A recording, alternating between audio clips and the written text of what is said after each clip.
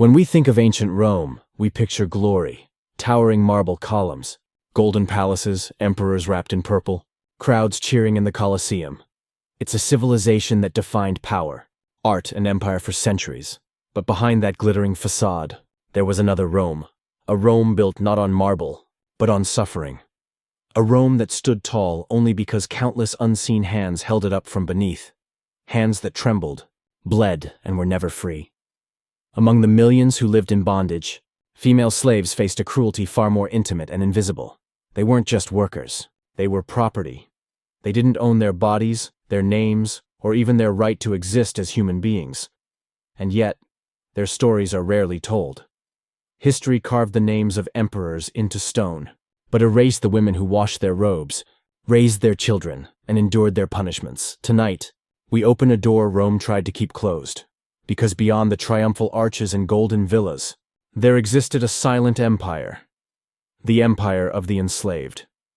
This is the story of 5 shocking restrictions that ruled the lives of slave girls in ancient Rome. Restrictions so cruel, so dehumanizing, that even 2,000 years later, they still force us to question what civilization really means. Imagine being born into a world where your first cry wasn't celebrated. It was owned, where your value was measured not by who you were, but by how useful you could be, where your body, your words, even your future, belonged entirely to someone else. This wasn't an exception in Rome. It was the system. A system that viewed women not as people, but as possessions, living tools of labor, pleasure, and obedience. And while the empire boasted of law, reason, and justice, none of those applied to them. They had no legal name, no protection, no voice. If they were beaten, it wasn't a crime. If they were violated, it wasn't a sin. Because in the eyes of the law, they weren't women, they were things. It's hard to imagine, isn't it, that a society so advanced in architecture, philosophy, and politics could be so primitive in its humanity. But that contradiction, the coexistence of beauty and brutality, is what defined ancient Rome at its core. And it's in that contradiction that we find the truth. So tonight, we're not here to glorify Rome's greatness. We're here to lift the veil on its forgotten victims, the young girls who lived and died in silence, the ones history ignored, but whose suffering powered the empire's glory. Because the measure of a civilization isn't found in its monuments, it's found in how it treats the powerless. And when we look at the story of Rome's slave girls, we realize that power, without compassion, isn't civilization at all. It's tyranny, wrapped in marble. In Rome, power was written into law, and law was everything. It determined who mattered, and who didn't. And for millions of women born into slavery, the law made one thing painfully clear. They were not people. Under Roman law, the phrase servires sunt meant slaves are things, not citizens, not humans, just property, like a vase, a horse, or a piece of land. You could buy them, rent them, lend them, or destroy them, all perfectly legal. Imagine living in a world where your life had no legal weight, where if someone struck you down in the street, it wasn't called murder, it was called damage to property. One story survives from the year 61 BCE about a senator's slave girl. She was accused of gossiping about her master's affairs. No one proved it. No one even asked if it was true. She was dragged into the courtyard and executed publicly, without a trial. Her death was entertainment for the household, a warning to others.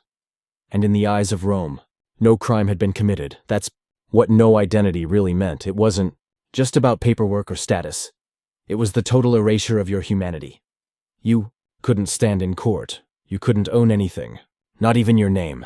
If you were born to a slave mother, you were automatically owned by her master, before you could even open your eyes. And love? That too belonged to someone else.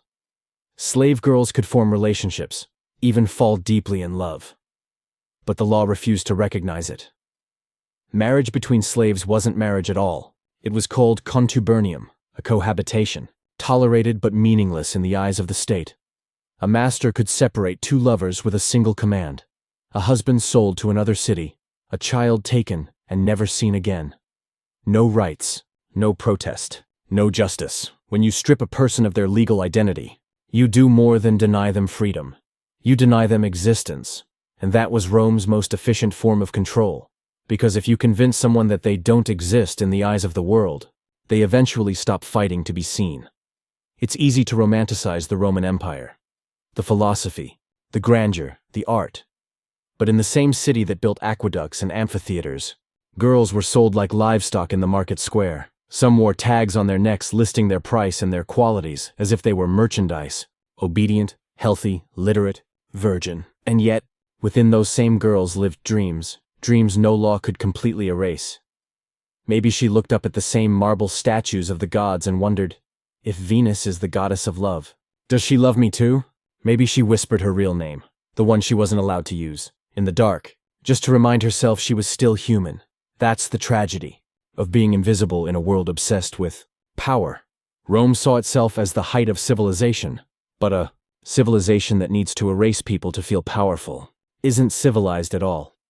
So when we look back at the greatness of Rome, we must also look beneath its foundations, because those marble floors were polished by hands that were never free, and those laws that shaped an empire were written in the silence of those who had no right to speak. In ancient Rome, the body of a slave girl didn't belong to her. It wasn't hers to protect. It wasn't hers to choose. It was property, a tool that could be used, sold, or discarded at will. For a Roman master, this wasn't seen as immoral. It was ownership. The law called it jus domini, the right of absolute control over one's property. And for female slaves, that meant their bodies were never their own. Imagine living in a world where even the most intimate part of your existence, your body, could be taken from you without question, where the words no or stop held no power, where your body was not a temple, but a transaction. Roman households often kept women specifically for sexual use. The philosopher Seneca even wrote about them. Ancillae voluptatis, slaves kept solely for pleasure. He didn't say it with horror. He said it as if it were ordinary, because to Rome, it was, and this wasn't hidden in dark corners or back alleys. It was built into the system, open, accepted, normalized. If a slave girl became pregnant, the child wasn't considered hers. It automatically belonged to her master. A newborn wasn't a baby to cherish. It was an asset to register. Another piece of wealth added to the household's inventory. It's a strange and painful thought that one of the most sacred acts of creation, the miracle of birth, could be twisted into a form of profit. Some slave girls were sent to brothels, called lupanaria, dirty, dimly lit rooms hidden beneath Roman taverns and bathhouses. Many were just 12 or 13 years old when they were forced to begin their work, and the empire profited from them. Rome even taxed prostitution, meaning the government made money from the suffering of children who never had a choice. These girls had no power to refuse. Their masters could rent them to strangers for an hour, and every coin paid went straight into someone else's pocket. Their dignity was stripped away, one transaction at a time. And yet, these women survived. They endured quietly. Some sang while they worked, not because they were happy, but because singing was the only way to remember they were still human. Others prayed in secret, not to Roman gods, but to whatever power might hear them, whispering for mercy in a world that offered none. When we look back now, it's easy to ask, how could they allow this? But that's the thing about power. When a society decides that some lives matter more than others, it can justify almost anything. Rome justified everything. In their eyes, pleasure was a privilege of the free, and pain was the price of being born without freedom. But let's pause for a moment and look at what this really means. Because when a civilization reaches such heights of art, architecture, and philosophy, and yet still treats human bodies like property, we have to question what greatness really is. The same empire that sculpted Venus, the goddess of love and beauty, also chained women in brothels under her statue. The same culture that preached honor and virtue looked away when a girl cried for help in a slave market. That's not greatness. That's hypocrisy wrapped in marble. And still, within all that cruelty, something astonishing survived. The human spirit. You can strip a person of freedom, but you can't completely erase their will to live, their instinct to dream, their quiet, defiant hope that one day they'll be seen. So when we remember Rome, the senators, the emperors, the soldiers, let's also remember the women whose stories were never written. The nameless girls who carried the weight of an empire on their bodies, and yet still whispered prayers into the night. Because the measure of power isn't in how much you can take. It's in how much humanity you choose to give. In the heart of Rome, freedom wasn't measured by wealth or power. It was measured by the ability to move, to walk outside, to see the sun, to choose where your feet would take you. For Rome's slave girls, Even that was forbidden. They lived in a world built on boundaries, invisible lines drawn around them by fear. They couldn't step outside without permission, couldn't visit the market or the temple, or even the neighbor's courtyard unless their master allowed it. Some never saw the city they lived in. They could hear it, the laughter, the carts, the music of street performers. But they were trapped behind walls. For the masters, this wasn't cruelty, it was order. Keeping slaves confined meant keeping control. Because control, not compassion, was the backbone of Roman power. And if you think that sounds harsh, consider this. Many slave girls were forced to wear metal collars, cold bands of iron locked around their necks, inscribed with words like, "Hold me if I escape," and "Return me to my master." Those collars weren't just physical restraints, they were symbols, public declarations that said, "I am owned." They turned human beings into living property tags. Can you imagine that? To walk past someone on the street and read those words on her skin, and know that society saw nothing wrong with it? Movement was monitored constantly, even inside large estates. In grand Roman villas, hundreds of slaves worked together, cooking, cleaning, serving, but they were never truly together. Overseers watched them, counting their steps, tracking their eyes. A whisper could be punished. A glance in the wrong direction could raise suspicion.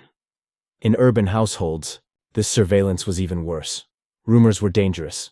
A single story, passed from one servant to another, could ruin a senator's reputation. So slave girls were treated like potential threats, spied on, questioned, silenced.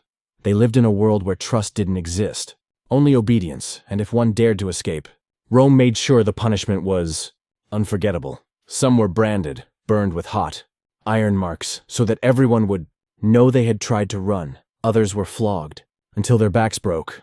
Few had their feet mutilated, a permanent reminder that freedom was not for them. But here's the thing about fear. When you live under it long enough, it doesn't just control your body, it controls your mind. Over time, these girls learned to police themselves. They stopped dreaming about running, stopped imagining the road beyond the villa. They became prisoners of their own thoughts, trained to believe that stepping outside was dangerous, that freedom was a fantasy not meant for people like them. That's what Rome understood better than anyone else. True control doesn't require chains. It requires belief. The quiet, devastating belief that you can never escape, and yet, some still tried. There are records, fragments of stories, of slave girls who ran anyway. One was caught, hiding among traveling merchants on the Appian Way. Another disguised herself as a widow and tried to board a ship to Greece. Most of them were caught. But for a brief moment, maybe a day, maybe an hour, they were free. And in that hour, they remembered what it felt like to be human. Because no empire, no matter how powerful, can fully erase the human instinct to seek freedom. Not Rome. Not any empire since. When we think about the grandeur of Roman civilization, the laws, the monuments, the art, it's easy to forget the human cost behind it all. The girls who weren't allowed to see the world they helped build. The ones whose every step was controlled, whose every breath was monitored. And maybe that's the real tragedy. Not just the loss of freedom, but the loss of possibility. Because even in those moments of darkness, the desire to move, to live, to be free, never truly died. It flickered, quietly like a candle behind cold stone walls, waiting for the day when no one would own another person's steps again. Knowledge is power, and in ancient Rome, power was never meant for slaves. For men born into servitude, there was at least a chance. A few could be taught to read, to write, to serve as scribes or tutors. But for female slaves, education was almost unthinkable, because the moment a woman learns to read, she learns to question. And questioning, in Rome, was dangerous. Masters feared that teaching their female slaves to read might open a door they couldn't close again. A girl who could read could write a message. She could spread ideas. She could dream beyond her cage. And Rome didn't want dreamers. It wanted obedience. So ignorance became a weapon, not just to control bodies, but to control minds. If you never learn the words to express your pain, then even your suffering becomes invisible. These women lived in silence, not the peaceful kind, but the kind that suffocates. They weren't allowed to speak for themselves, even when truth was on their side. If a female slave witnessed a crime, her testimony was worthless unless it was forced out of her through torture. The Roman jurist Ulpian once wrote, almost casually, The testimony of a slave has value only when extracted by pain. Think about that for a second. Pain was their proof. Only when screaming under torture could their words be believed. And even then, those words weren't considered truth, just evidence. In a society that worshipped law and logic, Rome still believed that truth could be beaten out of a human body. That's not justice. That's cruelty dressed up in marble robes. It's chilling, isn't it? That an empire so proud of its philosophy, of Plato, of Cicero, of reason, could also believe that knowledge was a privilege, not a right. That truth itself belonged only to the free. For most slave girls, their world was limited to what they could see. The kitchen, the laundry room, the courtyard. They couldn't read the stories of the gods. They couldn't write letters to lost family. They couldn't keep journals of their thoughts, their fears, their small joys. Their voices, their very thoughts, were erased. But still, some found ways to express themselves. They whispered songs while they worked, secret songs that carried hidden meanings. They carved tiny symbols into walls, scraps of pottery, anything they could find. Archaeologists have discovered marks left by slaves.